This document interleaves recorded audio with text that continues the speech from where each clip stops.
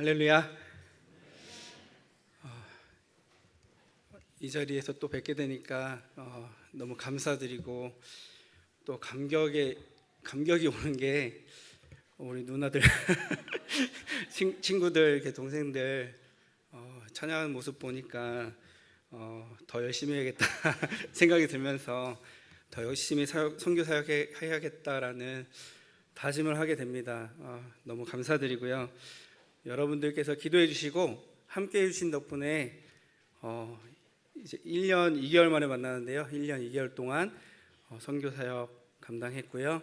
또 하나님께서 은혜 주셔서 조금이나마 저희 교회가 성장할 수 있었던 것 같습니다.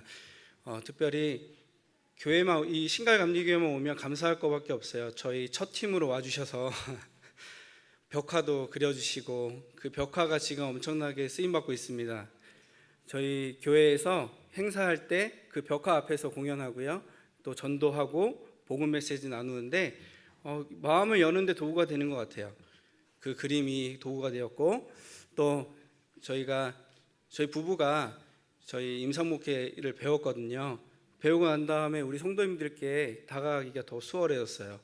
성도님들이 마음을 열고 저희들을 더 마음으로 열고 저희들이 다가갈 수 있도록 마음을 열어주시더라고요. 그러다 보니까 감사하게 첫 성도가 생겼습니다. 첫 세례자가 생겼습니다. 이제 저희가 당당하게 성도라고 부를 수 있는 사람이 한 명이 생겼어요. 우리 신갈감리교회 성도님들께서 함께 기도해 주시고 동역해 주신 덕분에 저희가 이렇게 선교 사역을 감당할 수 있는 줄 믿습니다. 감사합니다. 귀하고 복된 날 특별히 이렇게 초청해 주시고 함께 예배 드릴 수 있어서 감사드립니다. 사진 한번 보여주시겠어요? 이 나무는요, 미국에 서식하고 있는 레드우드라 불리는 나무라고 하는데요.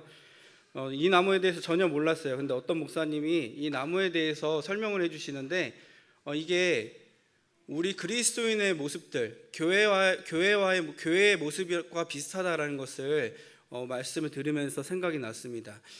이 나무는 굉장히 큰 나무입니다. 수십 미터까지 자라는 굉장히 큰 나무고 둘레도 엄청 큰 나무인데 수십 명이 이렇게 달라붙어야 이렇게 둘레를 잴 수 있을 정도의 나무인데요. 근데 뿌리는 깊지 않다라고 합니다. 이 나무에 비해서 뿌리는 깊지 않다라고 합니다. 그러면 이런 의문이 생기잖아요. 바람이 불거나 태풍이 불거나 하면 쉽게 넘어질 수 있지 않을까라는 의문이 생길 수 있는데 넘어지지 않는다고 합니다. 그 이유가 이 나무들이 뿌리가 얽히고 설키고 연결되어서 서로 지탱해 준다고 해요. 이게 마치 우리의 모습인 것 같습니다. 저희 뿌라의 교회와 우리 신갈감리교회가 연결되어 있는 것처럼, 하나님의 선교로 연결되어 있는 것처럼 우리가 이 나무처럼 하나님의 선교로 연결되어지고 또 연결되어질 때 우리가 서로 지탱해주고 하나님의 나라를, 하나님의 선교를 이루어 나갈 수 있을 줄 믿습니다. 여러분들께서 함께 동역해 주신 덕분에 저희 뿌라의 교회가 넘어지지 아니하고 2년 동안 잘 성장해서 이제 나아가게 되었습니다. 저희 영상 보고 나가도록 하겠습니다.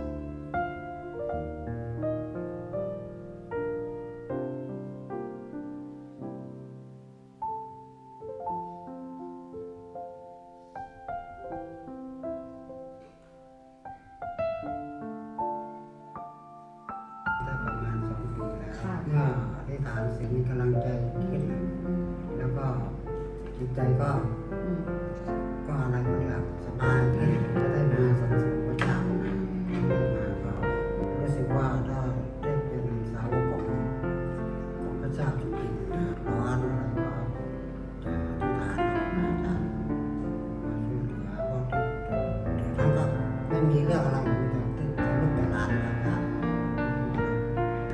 ตายก็เหนื่อยช่วยเหลือหน่อยอธิษฐานพระเจ้าแล้วเป็นปัญญาในสิ่งที่ช่วยเหลือไปนะครับก็ไปหาแกนะตอนเช้าผมมาแกจะมาเองเขาไม่เรากลัวว่าลูกเขาพี่น้องเขารู้ว่ามานี่เลยต้องรู้นะอาจารย์เพราะว่าแบ่งปันอะไรก็แบ่งปันไปเรื่อยอาจารย์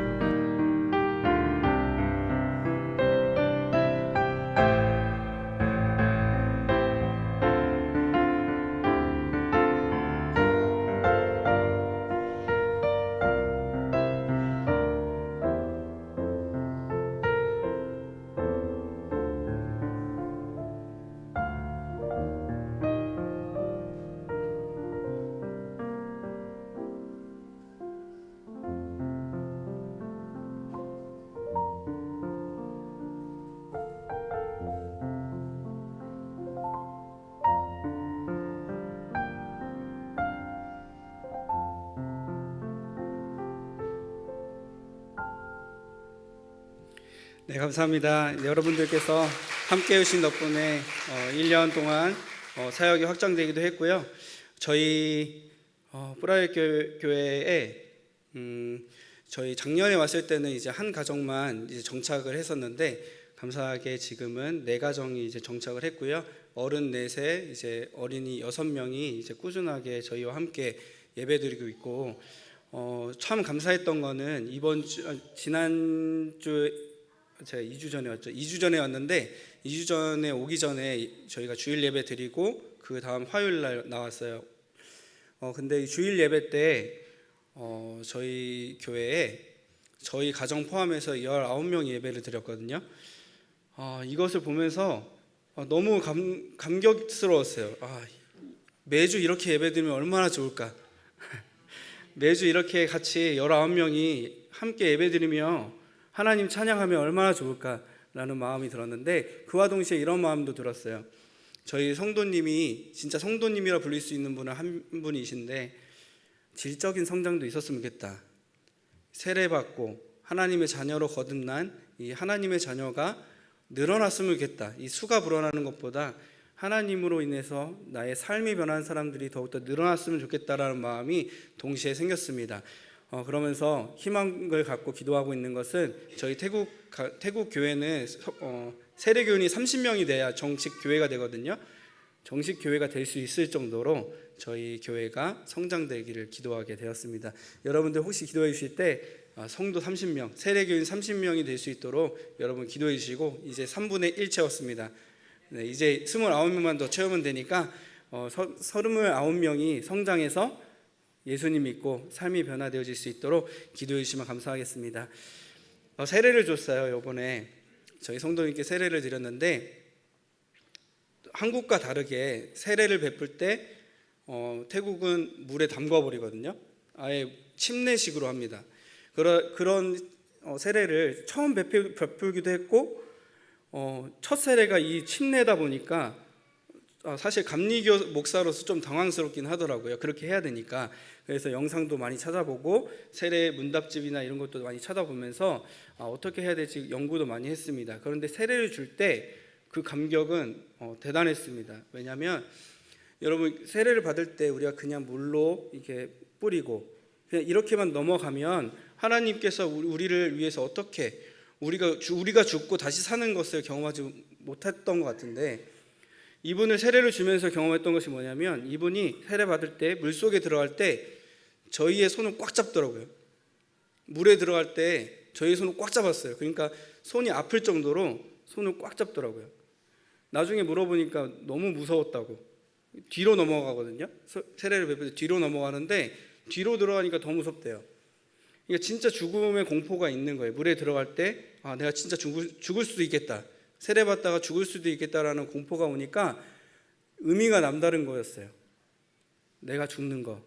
진짜 하나님의 자녀로 거듭난다는 것은 내가 죽는 것이었구나. 내가 죽고 하나님으로, 예수님의 영으로 우리가 다시 살아나는 거구나 라는 것을 세례를 베풀면서 이번에 깨닫게 되었어요. 나도 이렇게 살아야지.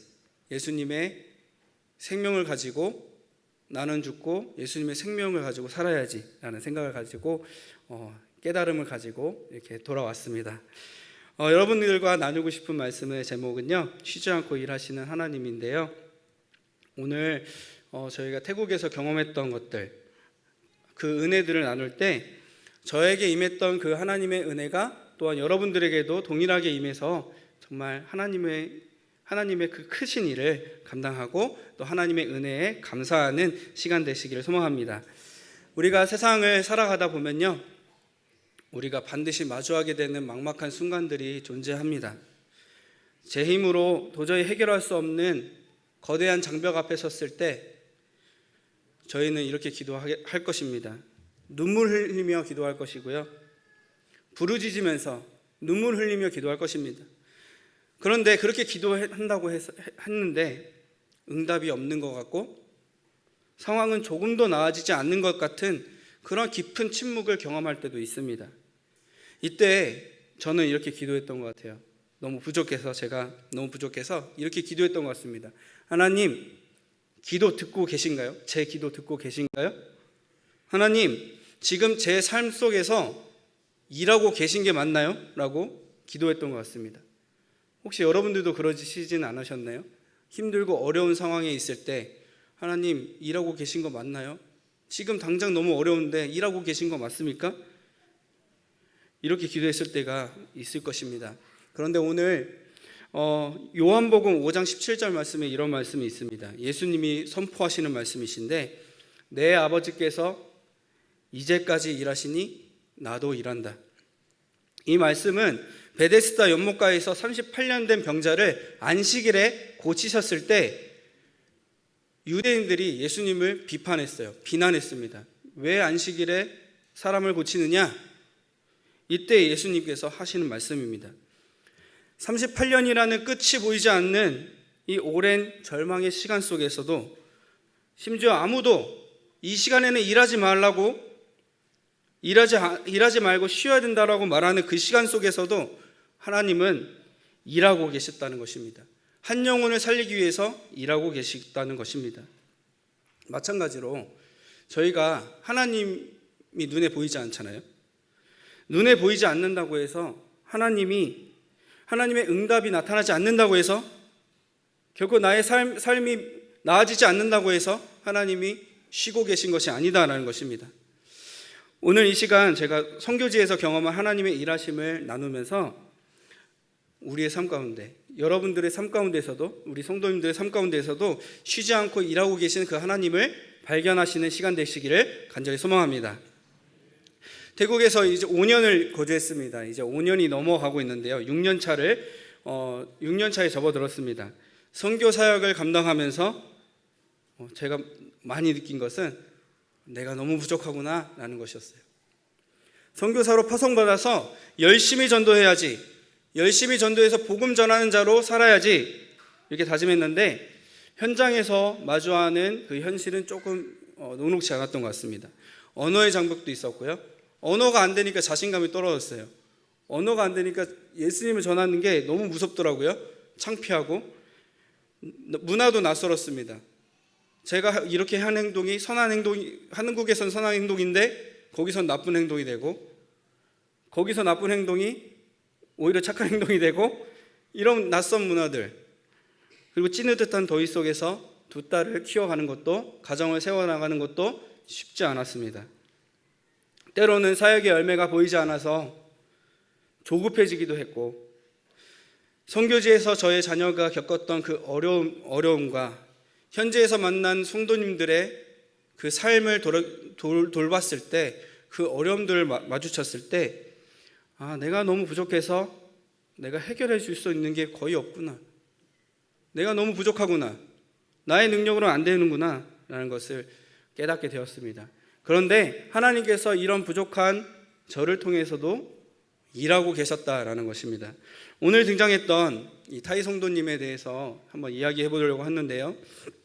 이분은 좀 장애를 갖고 있는 아이를 돌보고 있는 할아버지 성도입니다. 제가 임상목회 교육을 받을 때도 한번 이게 케이스로 한번 제출했던 분이세요. 정말 방콕에서, 특히 방콕에서 현지인들이 살아가기는 진짜 쉽지 않습니다. 왜냐하면 물가가 너무 올랐어요. 지금 환율도 오르다 보니까 외국인들이 안 오다 보니까 태국 경제가 좀 휘청거리고 있습니다. 이 정도로 지금 태국 성도님들이 물가를 감당하기는 너무 어렵고, 그러다 보니까 맞벌이를 무조건 해야 되는 상황입니다. 그런 상황이기 때문에 누군가는 이 아이를 돌봐야 되는데, 할아버지가 지방에서 거주하시다가 이 부부를 돕기 위해서, 자녀를 돕기 위해서 방콕 땅으로 온 것입니다. 그러다가 저희가 전도하다가 우연찮게 만나게 되었는데요. 여러분, 그 정상적인 우리 아이들 키우는 것도 여러분 지치시죠? 네, 지치실 것입니다. 저는 너무 지치더라고요. 맨날 싸우고 그래요. 저희 아이들이 맨날 싸우고 이렇게 잘 지내다가도 맨날 싸워요. 가끔씩 너무 스트레스가 받더라고요. 우리 아이들도, 괜찮아 보이는 아이들도 키우기가 너무 힘든데, 이 아이는요 어떠냐면요, 갑자기 때려요. 갑자기 때리고, 갑자기 예배 드릴 때 모든 스위치를 다 꺼버립니다.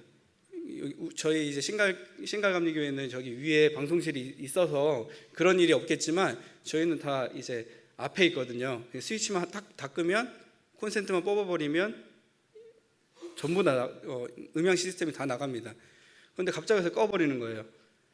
막 이럴 정도로, 또 너무 뛰어다니니까 그 아이를 잡으려고 이 성도님이 그 도로가에 뛰쳐나가는 아이를 잡다가 오토바이가 발을 밟아버려서 발이 부러지기도 하고, 또 뛰어다니는 아이를 잡다가 욕실에서 넘어져서 얼굴이 찢어지기도 하고, 이런 심각한 증세를 보이고 있는, 힘든 증세를 보이고 있는 이 아이입니다.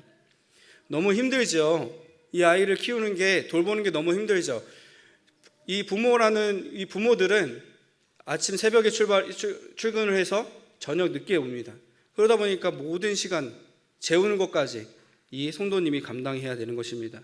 그러다 보니까 이 성도님에게 보여졌던 것은 깊은 피로감, 또 이 손자가 치료되지 않을 것 같은 절망감, 이런 것들이 이 성도님에게 있었습니다. 그러다 보니까 술과 담배를 엄청나게 하셨어요. 저희가 신방을 매주 한 번씩은 무조건 갔는데, 신방 갈 때마다 술 취해서 마당에 누워 계시고 담배 피우고 계시고, 이럴 정도로 정말 술과 담배를 의지했던 분이십니다.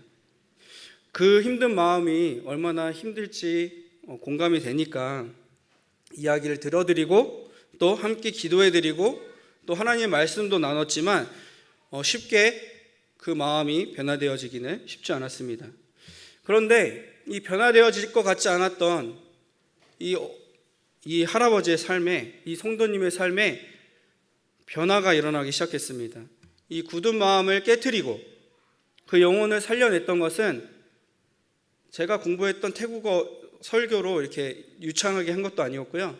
그분의 말을 정말 깊이 공감해서, 경청해서 그분의 마음을 시원하게 할 만한 그 언어로 그들에게 말을 해줬던 것도 아니었습니다. 그 마음을 열었던 것은 먼저 저희가 꾸준하게 찾아가고 그들에게 섬기고 했던 저희들의 섬김과 사랑이었던 것 같고, 무엇보다 그 상한 심령에 하나님의 말씀이 꽂혀지기 시작하니까 그 마음 가운데 그 말씀이 뿌리를 내리고, 또 싹을 틔우고 꽃을 피우고 열매를 맺기 시작했습니다. 타이 성도님이 복음을 받아들였습니다. 복음을 받아들인 후에도 신앙생활은 여전히 계속했지만 그 삶은 변화되지 않았습니다. 여전히 환경은 어려웠어요. 자녀가 돈을 더 많이 벌거나, 또 자녀가 뭐 일찍 퇴근하거나 그런 것도 아니었고요. 이 천이란 아이의 상태가 괜찮아진 것도 아니었어요. 오히려 더 심해졌습니다. 덩치가 더 커져가지고 이제 유치원생이거든요. 근데 초등학교 3학년 정도의 크기가 됩니다. 너무 잘 먹으니까 얘가 통제도 안 되고 너무 잘 먹으니까 그렇게 커지게 된 거예요. 그러니까 힘도 더 세지잖아요. 키워야 될 그 힘이 더 들어가는 것입니다. 더 힘든 상황은 유지가 되었는데 한 가지가 바뀌기 시작했습니다. 마음이 변화되기 시작했습니다. 그의 마음에 변화가 일어나기 시작한 것입니다. 그는 불쌍한 사람이라 생각했어요. 자신은 불쌍한 사람이다. 이 어린 아이를 그냥 온전히 자기가 돌봐야 되는 불쌍한 사람이다. 아마 태국인식으로 생각했으면 전생에 죄를 지어서 내가 이런 벌을 받고 있는 거야 라고 생각했을 것입니다. 그런데 이 마음 가운데 하나님의 말씀이 심겨지니까 이분의 마음이 나는 불쌍한 노인네가 아니고 불쌍한 노인이 아니고 나는 이 아이를 돌보는 사명자다라는 그러한 깨달음을 갖기 시작한 것입니다. 누구도 좋아하지 않잖아요. 이 아이를 때리고 그냥 가만히 있는데 때리고 가만히 있는데 만지고 이러한 애를 누가 좋아하겠어요? 그런데 누구도 좋아할 수 없는 이 아이를 사랑할 수 있는 자로 이 할아버지를 세우셨다는 것을 이 성도님이 깨닫기 시작했습니다. 그러다 보니까 상황은 변화되지 않아도 상황은 여전히 어려워도 얼굴은 밝아지는 거예요. 얼굴이 밝아지는 거예요. 감사가 넘치는 거예요. 나에게 사명 주신 그 하나님, 사명 주신 하나님, 나를 살려주신 하나님, 나에게 맡겨주신 이 사명 감당하겠습니다 라고 하는 것입니다. 세례도 받았습니다. 세례 받고 이 성도님이 저희들에게 이렇게 말씀하시더라고요. 이제 세례도 받고 이제 신앙생활도 열심히 하시니까 이 천이란 아이가 좀 괜찮아지면 이제 고향에 돌아가실 겁니까? 물어보니까 이 성도님이 저희에게 이런 말로 위로를 해주셨어요. 죽을 때까지 이 교회에서 신앙생활을 하며 목사님과 함께 신앙생활을 하고 싶습니다 라고 하는데 너무 감동스럽더라고요. 너무 감동스럽고 그때 좀 힘들었던 상황이었거든요.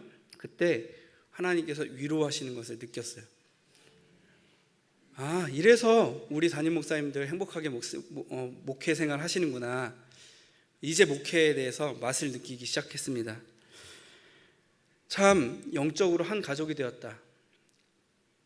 나라는 다르지만 국적은 다르지만 이 성도님과 우리 가족과 하나님 안에서 한 가족이 되었구나 하는 것을 깨닫게 되었습니다. 이것이 하나님께서 일하시는 방법이다라는 것입니다. 우리가 생각하기에는 하나님께서 우리의 삶의 문제를 단번에 해결해 주셔야만 하나님께서 일하신다라고 생각하잖아요. 그런데 우리가 하나님께서 상황을 변화시키지 않다 하더라도 우리의 마음이 변화되어지면 지금 있는 그 상황이 천국이 될 수 있다는 것입니다. 지금 환경이 너무 어렵고 내가 메마른 광야의 그 길을 걷는다 할지라도 나의 마음이 변화되어지면 그 길은 그곳은 천국이구나, 하나님의 나라구나 라는 것을 깨달을 수 있게 된 것입니다. 하나님은 우리의 연약함과 실패 또한 서툰 일상 속에서도 여전히 쉼없이 일하고 계십니다. 제가 잘해서 된 게 아니잖아요. 제가 잘해서 우리 성도님이 변화된 게 아니시잖아요. 하나님의 말씀이 이 마음 가운데 심겨지고 하나님께서 하시니 저희들의 조그마한 섬김이 그들의 마음에 씨앗이 심겨지게 하고 뿌리가 내려지고 자라게 하시는 그 하나님의 일하심을 맛볼 수 있게 된 것입니다. 여러분들도 정말 힘들고 지치고 어려운 그런 생활에 있다 할지라도 하나님께서 여전히 일하신다, 하나님께서 신실하게 일하신다, 우리의 마음을 변화시켜 달라고 기도하시면서 우리의 마음이 천국이 되도록, 우리의 마음이 사명자의 마음이 되도록, 우리의 일상이 사역지가 되도록 우리가 기도하며 나아가시는 저와 여러분들이 되시길 소망합니다. 두 번째로 나누고 싶은 것은 하나님은 우리의 연약함 속에서도 새 일을 행하시는 분이시다라는 것입니다. 오늘 본문 말씀 이사야 43장 19절 말씀에 이렇게 말씀하십니다. 내가 반드시 광야의 길을 사막에 강을 내리니. 사막과 광야는 여러분들이 아시다시피 생명이 살아갈 수 없는 메마른 곳입니다. 마치 그 사막과 광야를 이렇게 표현할 수 있을 것 같아요. 이렇게도 표현할 수 있을 것 같아요. 나의 마음 속에 남들이 모르는 그 상처들, 또 어릴 적부터 받아왔던 깊은 거절감들, 또 사람들에게 배신당했던 그 기억, 지독했던 가난과 외로움의 시간들, 이 시간들도 광야이고 사막인 줄 믿습니다. 우리 사회 성도님의 삶이 변화되어지는 그 은혜의 현장 앞에 서 있었고 하나님께서 늘 역사하시는 그 자리에 서 있지만 제가 사역지에서 늘 완벽한 모습으로 있는 것이 아니고요, 연약한 모습으로 서 있을 때가 너무나 많았습니다. 솔직히 고백하면 지난해 말부터 올해 초까지 저희 가족은 마치 광야와 같은 그러한 영적인 공격에 있었던 상황이었습니다. 선교지에 나올 때 이런 마음이 있었어요. 제게 있는 가장 큰 무기는 뭐 지식도 아니고 다른 것도 아니고 그냥 젊은 내 몸뚱이다라고 생각했습니다. 가장 큰 무기는 내 젊음이다라고 생각했습니다. 전 세계 선교사 가운데 20대 선교사가 몇 퍼센트 있는지 아세요? 20대 선교사요? 몇 퍼센트 있을 것 같아요? 네, 1%라고 합니다. 이제 20대는 전멸입니다. 30대 선교사는 몇 퍼센트냐면 5%라고 합니다. 물론 한국 목회도 비슷하겠지만 선교지에서는 젊은 선교사들이 이제 거의 전멸하고 있습니다. 이제 한국 나이로 40인데요. 그래도 만으로 하면 30대니까 아직 저는 특별한 30대, 5% 안에 드는 30대 선교사다라는 자부심을 아직도 갖고 있긴 하지만 저희가 건강한 몸으로 체력으로 열심히 전도하고 사역하면 되지라는 생각을 갖고 이렇게 믿고 사역했습니다. 그런데 이 선교지에서 고난을 통과하면서 하나님은 철저하게 저의 힘을 빼시기 시작했습니다. 너의 힘으로는 안 된다. 너의 힘 가지고는 안 된다. 너의 젊음 가지고는 안 된다. 너의 체력 가지고 안 된다는 것을 하나님께서 그 고난을 통해서 깨닫게 하셨습니다. 사람에 대한 실망감도 있었고요. 그 광야의 시간 가운데 사람에 대한 실망감, 배신감, 또 저의 사역과 비전들을 깎아내리는 그런 날설말들도 들으니까 저의 뿌라의 교회 사역을 또 저는 자부심을 갖고 사역을 하고 있었는데 이 사역에 대해서 비난하시고 또 깎아내리시는 분들이 존재하더라고요. 그런 이야기를 들으니까 저의 자존감이 무너지고 때로는 약간 우울감처럼 번아웃에 좀 빠지기도 하고 그랬던 것 같습니다. 매일 밤 잠자리에 들 때마다 하나님께 마음속으로 이렇게 질문했던 것 같습니다. 이제 갓 개척한 이 교회, 2년 된 교회 내버려두고 그냥 한국 가면 안 됩니까? 그냥 한국 가면 안 됩니까? 내가 이런 비난까지 들어야 됩니까? 그냥 한국으로 가서 부교육자 생활하면서 살아가면 안 됩니까? 이렇게 기도했던 것 같아요. 마음속으로 질문했던 것 같아요. 이 모든 것을 포기하고 싶었던 그 시간 가운데 하나님께서 발견하게 하신 것은 너무나 자격이 없고 너무나 부족한 질그릇과 같은 그런 선교사다라는 것을 깨닫게 하셨습니다. 제 힘이 완전히 빠지게 되었습니다.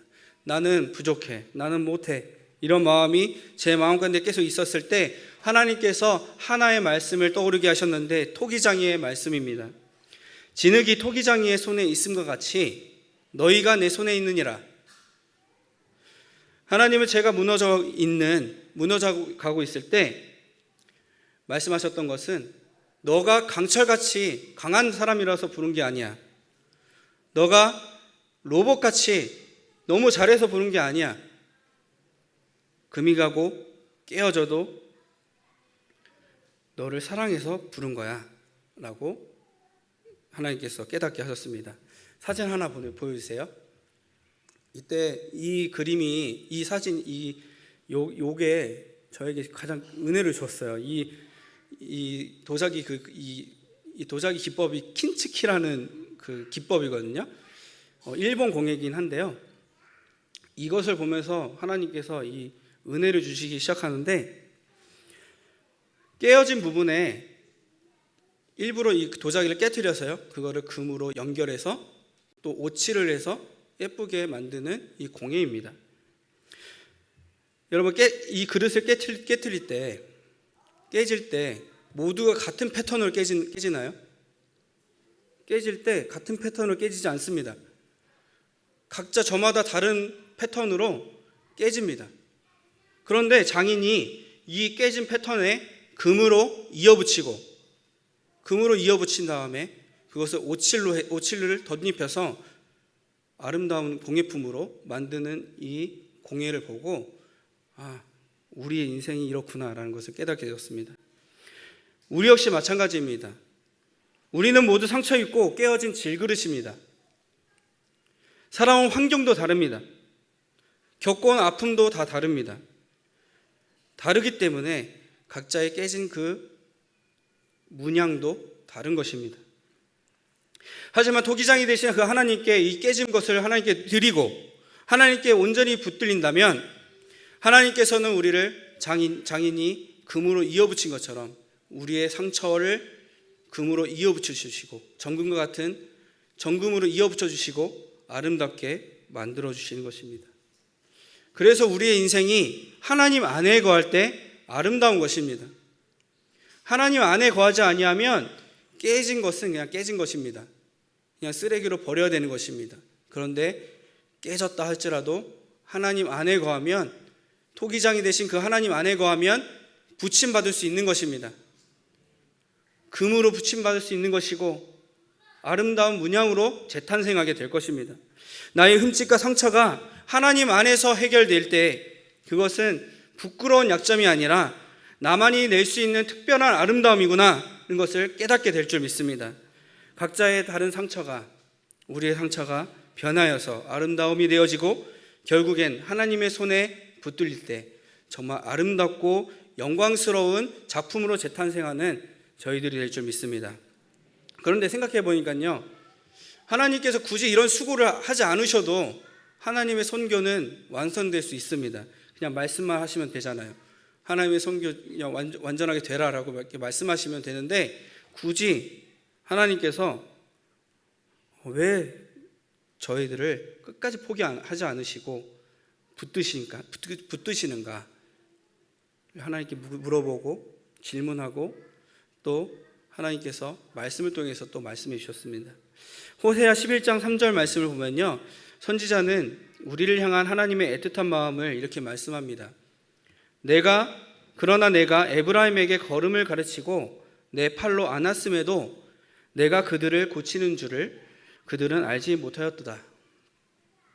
천지를 창조하신 하나님께서 마치 부모가 어린아이가 걸음마를 가르치듯이 이스라엘의 손을 잡고 넘어질까 봐 조마조마한 마음으로 이들과 함께 동행하시고 인도하셨다는 것을 보여주시는 것입니다. 하나님은 실패가 없는 사람을 부르시는 것이 아닙니다. 이 말씀을 통해서 알 수 있는 것은 실패를 모르는 사람을 부르는 것이 아니라, 하나님께서는 하나님의 손을 붙들고 나아갈 수 있는 사람을 찾는 것입니다. 도망치는 엘리야를 굳이 찾아가서, 숨어있는 엘리야를 찾아가서 굳이 찾아가셔서 어루만져 주시고 위대한 사역자로 세워주셨던 것처럼, 또 예수님을 3번이나 부인하고 갈릴리 바닷가로 도망쳤던 베드로를 굳이 찾아가셔서 다시 사람 낚는 어부로 세우셨던 것은 바로 하나님께서 나를 도구로서 쓰신 것이 아니라 하나님의 자녀로서 하나님과 동행하는 자녀로서 우리를 세워주신 것입니다. 그렇기 때문에 하나님은 이렇게 말씀하신 것입니다. 무너져도 괜찮아. 네가 무너져도 괜찮아. 힘들어도 괜찮아. 내 손만 잡고 가면 돼 라고 말씀하시는 것입니다. 제가 도망치고 싶었던 절망의 자리에서 제 힘이 완전히 빠져버린 그 자리에서 졸지도 아니하시고 쉬지도 아니하시는 그 하늘 아버지를 발견하는 시간, 그 은혜의 자리가 되었습니다.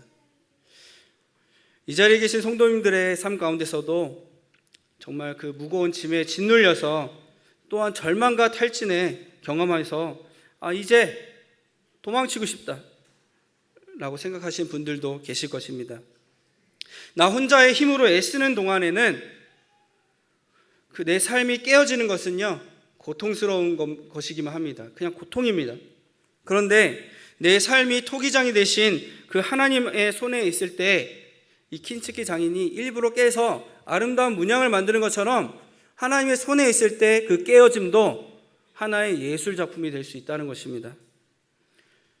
우리가 하나님의 손에 붙들리는 사람이 되시길 소망합니다. 내 삶이 토기장이 되신 하나님의 손에 있음을 인정하고 나의 무너짐을 온전히 하나님께 맡길 때 하나님께서 우리의 연약함과 찢어진 그 틈새 사이로 하나님의 그 아름다움을 붙여주실 것이고 또한 걸음마를 가르치는 그 부모님처럼 우리가 새 일을 행하게 될 줄 믿습니다. 지금도 쉬지 않고 가장 위대한 사랑의 역사를 우리의 삶 가운데 여전히 써내려가고 있음을 기억하시기를 소망합니다. 사랑하는 성도 여러분, 태국에서 5년 동안 이제 만 5년을 지나고 이제 6년 차를 접어드는데 항상 좋은 일만 있었던 것은 아니고 힘든 일도 종종 찾아왔습니다. 뒤돌아보면 그 힘든 순간에도 하나님은 저의 가정에 눈을 돌리신 적이 없다는 것을 발견하게 하셨습니다. 제 계획대로 되지 않아서 낙심했던 그 순간에도 또한 비난받던 그 순간에도 하나님께서 하나님의 그 계획표 안에 저를 완벽한 타이밍에 일하고 계셨다는 것을 발견하게 되었습니다. 시편 121편 4절 말씀에 이스라엘을 지키시는 이는 졸지도 아니하시고 주무시지도 아니하신다라고 말씀하셨습니다. 우리가 하루를 살아내고 이 하루를 정말 힘들게 살아내고 지쳐 잠든 그 밤, 그 순간 하나님께서도 그 순간에도 우리를 찾아와 주셔서 우리의 마음을 위로해 주시고 회복시켜 주시고 다시 한번 일으켜 세우시고 있음을 기억하시기 소망합니다. 지금 당장 내 삶에 홍해가 가로막혀 있고 뒤에는 애굽 군대가 마치 쫓아오고 있는 그러한 상황에 처해 있다 할지라도 두려워하지 마시기 소망합니다. 네, 이렇게 말하는 것은 좀 약간 이제 저도 마음에 찔리는데요. 두려워하시더라도 여러분 기대하시길 소망합니다. 뒤돌아보니까 그 두렵고 힘들었던 그 상황을 지나가 보니까 나중에 그 순간을 회고하니 하나님의 은혜였다는 것을 발견하게 되었습니다. 우리의 삶이 마찬가지입니다. 여러분들 많은 그 고난을 경험했을 것입니다. 지금도 그 어려움을 마주할 것입니다. 그 어려움을 마주했을 때 지나간 그 고난을 한번 상기해 보면 하나님이 역사하셨구나. 하나님이 여전히 나의 삶 가운데 동행하셨고 그 순간 하나님이 개입하셨구나. 하나님이 만지셨구나 하는 것을 발견하게 될 줄 믿습니다. 그러다 보니 이렇게 말할 수 있을 것 같습니다. 두렵지만 기대함을 가지시기 소망합니다. 저는 이런 경험을 하다 보니까 때론 이상하게 느끼실 수도 있겠지만 고난이 찾아온다면 두렵지만 기대할 수는 있겠다라는 마음이 지금은 들게 됩니다. 여러분들도 힘들고 어려운 그 고난의 그 순간에서 모세처럼 두렵지 않을 수는 있겠지만 두렵더라도 기대하시기 소망합니다. 두렵더라도 기대할 때 감사함으로 주님께 나갈 때 이미 일하신 그 하나님을 의지하고 나갈 때 하나님께서 우리의 삶에 신실하게 인도하시고 함께 하시는 그 하나님을 발견하게 될 줄 믿습니다. 이번 한 주간 살아갈 때 우리의 현실 앞에 놓여져 있는 그 문제 앞에서 우리가 살아가면서 이 사실을 기억하며 나아갔으면 좋겠습니다. 요한복음 아까 말씀처럼 내 아버지께서 이제까지 일하시니 나도 일한다. 예수님께서 일하셨던 것은 하나님께서 일하셨기 때문에, 일하시고 계신 분이시기 때문에 일하신 것입니다. 그러면 우리가 일하는 이유는 무엇입니까? 하나님께서 일하시니 일하는 것입니다. 하나님께서 선한 일을 하고 계시니 저는 태국에서 전도하는 것입니다. 복음을 전하는 것입니다. 여러분들은 어떤 삶을 살아야겠습니까? 그리스도인으로서 하나님의 사명을 가지고 여러분의 현장에서 살아내시는 것입니다. 여러분들과 함께 저와 연결되어져서 때로는 누군가가 쓰러졌을 때, 누군가가 넘어지려고 할 때 지탱해주고, 넘어지지 않도록 지탱해주고, 또 누군가가 또 옆에 있는 또 다른 누군가가 넘어지려고 할 때 잡아주시고 세워주시는, 그 레드우드 나무같이 세워주시는 저와 여러분들의 관계가 되었으면 좋겠고, 또한 그 하나님께서 이미 우리의 삶 가운데 연결되어져서 세워주신 것을 경험했사오니 우리가 그 하나님과 늘 연결되어져서 그 연결됨을 끊지 마시고 하나님과 늘 연결되어 하나님께 크게 쓰임받는, 하나님 안에서 그리스도인답게 살아가시는 저와 여러분들 되시길 소망합니다.